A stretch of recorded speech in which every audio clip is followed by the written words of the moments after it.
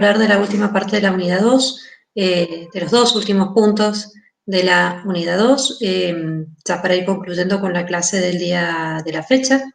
En el punto que nos toca tratar, en el siguiente punto que nos toca tratar, tenemos que hablar de las manifestaciones unilaterales de los estados en torno a los tratados.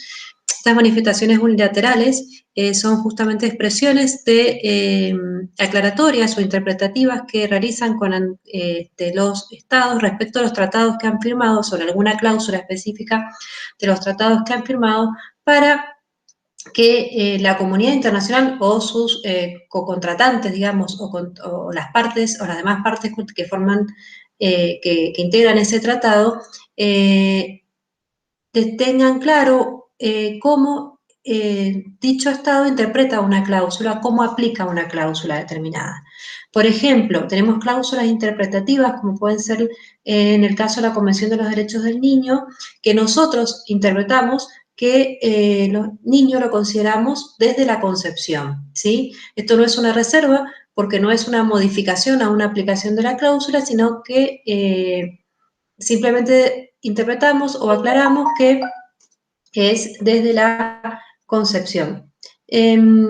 Respecto de las cláusulas, también podemos tener declaraciones unilaterales que sean aclarativas. Por ejemplo, cuando nosotros decimos que un tratado se aplica al territorio argentino, aclaramos que dentro del territorio argentino incorporamos a las Islas Malvinas, las demás islas del Atlántico Sur y también el territorio pretendido de la Antártida. Dentro de estas declaraciones unilaterales tenemos las reservas. Las reservas sí tienen mayor complejidad en cuanto a la aplicación de un tratado. Una reserva es una declaración unilateral formulada por escrito por un sujeto del derecho internacional público al dar el consentimiento en obligarse por un tratado multilateral con el cual se pretende excluir o modificar los efectos jurídicos de ciertas disposiciones del tratado en su aplicación para dicho sujeto. Notemos que de este concepto habla específicamente de tratados multilaterales. ¿Por qué? Porque si se realiza una reserva con respecto a una cláusula que se pretenda excluir o modificar en un tratado bilateral, lo que se modifica es todo el tratado. En cambio, en un tratado multilateral se pone en juego dos subsistemas, digamos, donde un Estado realiza una reserva porque dice, esta cláusula yo quiero excluirla o quiero modificarla en cuanto a su aplicación, la tiene que poner en conocimiento de los demás Estados. Los otros Estados tienen que aceptar o no esa reserva. Entonces puede ser que el tratado funcione de diferente manera, va a funcionar de una manera respecto de los tratados que aceptaron la reserva y va a funcionar de otra manera respecto a los tratados que no la aceptaron, ¿sí? Por eso es que nos referimos específicamente a una declaración, a los tratados multilaterales.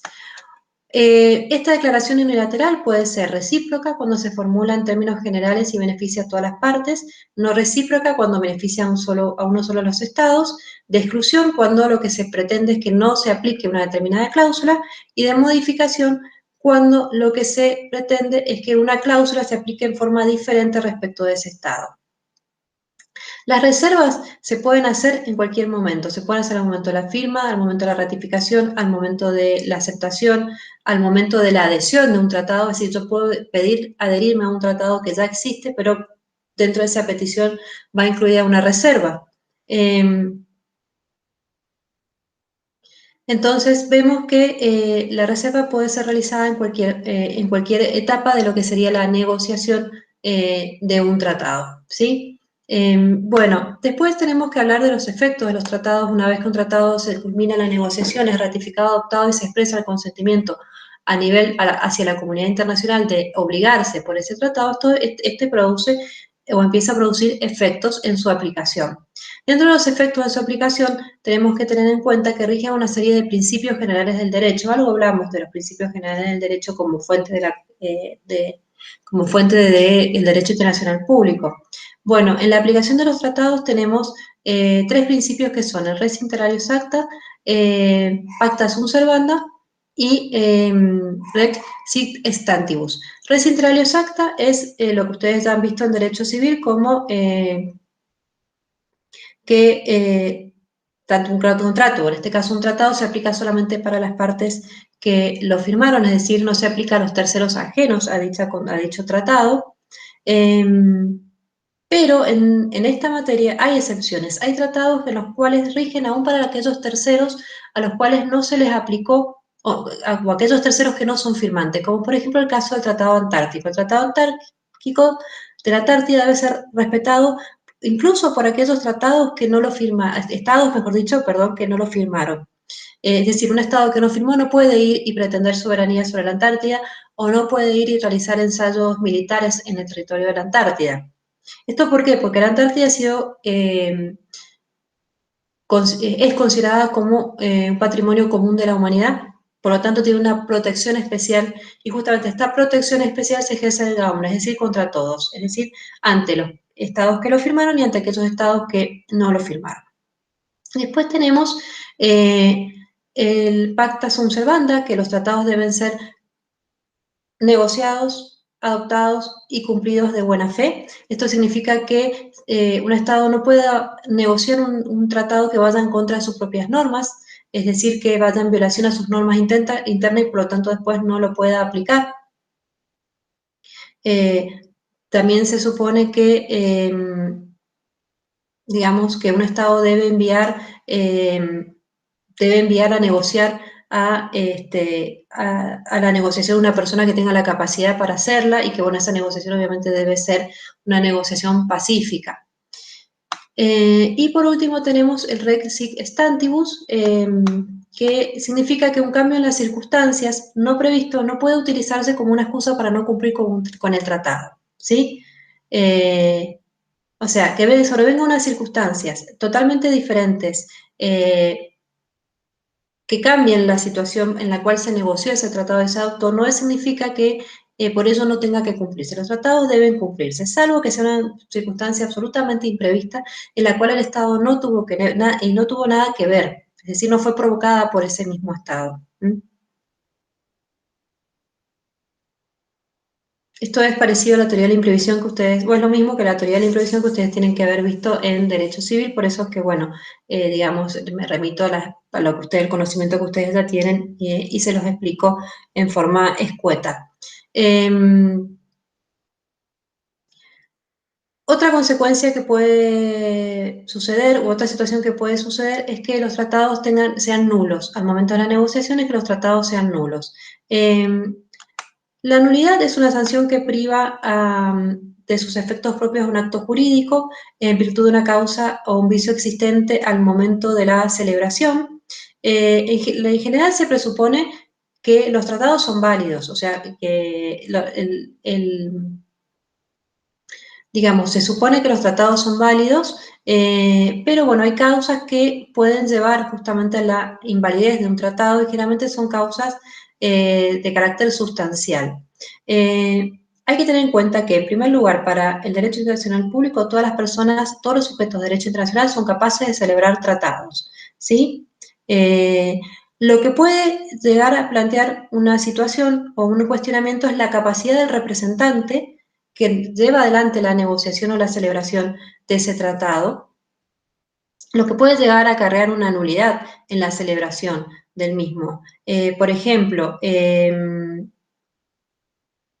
cuando la violación del consentimiento del representante sea manifiesta, a través de, pues, decir, lo obligaron a firmar o a negociar por una amenaza,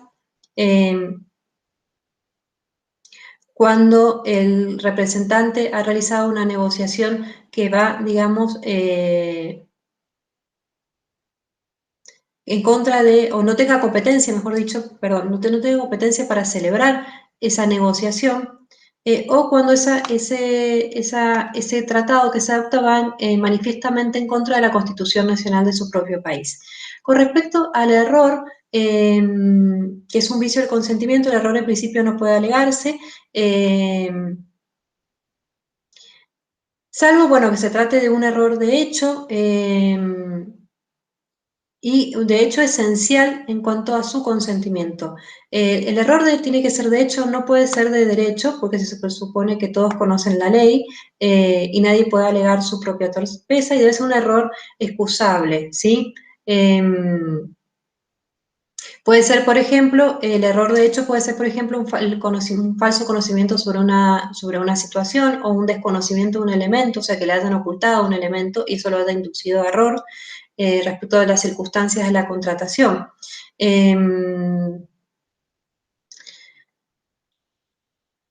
O justamente haya un error con respecto al objeto mismo del tratado. Es decir, la voluntad del representante puede ser viciada por dolo, justamente cuando le provocaron o fraudulentamente lo llevaron a un engaño en el momento de realizar dicha negociación, o también puede ser porque su voluntad su voluntad se encuentra afectada o viciada, por ejemplo, por violencia o incluso también se reputa como una voluntad viciada cuando el representante decide llevar adelante una negociación bajo coima, es decir, lo coimean para que negocie ese tratado. Las consecuencias de la nulidad del tratado. Bueno, hay que diferenciar actos anteriores de los actos posteriores. Si un tratado es nulo, la Convención de Viena determina que cuando un tratado es nulo, sus disposiciones carecen de fuerza jurídica, pero si a pesar de la nulidad se han ejecutado algunos actos en base a ese tratado, habrá que distinguir la situación que se presenta en relación con los actos realizados o cumplidos antes de la nulidad y los realizados después. Con respecto a los actos anteriores, si la nulidad proviene del error o una violación al derecho internacional público, cualquiera de las partes puede exigir a la otra que las cosas vuelvan a su estado anterior. Si surge de un dolo o de la corrupción justamente del representante o la coacción sobre el mismo, los actos ejecutados por quien tenía esa voluntad viciada serán considerados ilícitos y la parte que los cometió no tiene derecho a exigir ningún tipo de reparación o de sanción o exigir, o mejor dicho, la parte que los cometió no tiene derecho a exigirle al otro Estado que las cosas vuelvan a su estado anterior. Y si surge porque el objeto es ilícito, las partes deben en lo posible eliminar las consecuencias de todo acto que se haya ejecutado en base justamente a esta disposición ilícita. Es decir, tienen que tratar de que las cosas vuelvan al estado anterior. Y por último tenemos los actos posteriores. A partir de que se determine la nulidad del Estado, ya las partes no pueden continuar con el mismo. O sea que no se pueden realizar actos posteriores a partir de que se declara la nulidad de ese tratado del Estado de origen. Bueno, esto es en realidad un pantallazo para que ustedes tengan alguna guía de cómo estudiar y cómo comprender la parte de fuentes del derecho, dentro de ello la parte del derecho de los tratados, que es, yo se los he explicado, digamos, en forma escueta, pero bueno, ustedes tienen que, obviamente, esta clase complementarla con los libros y principalmente con las convenciones sobre el derecho de los tratados. Cualquier duda que tengan respecto de esta clase me pueden consultar en la clase de consulta, como ya les dije, los días lunes a las 19:30, o si no, también les dejo mi mail, que es marialasmercedes.moya@gmail.com y yo en cuanto pueda les voy respondiendo. Bueno, que estén muy bien y nos vemos en la clase que sigue. Hasta luego.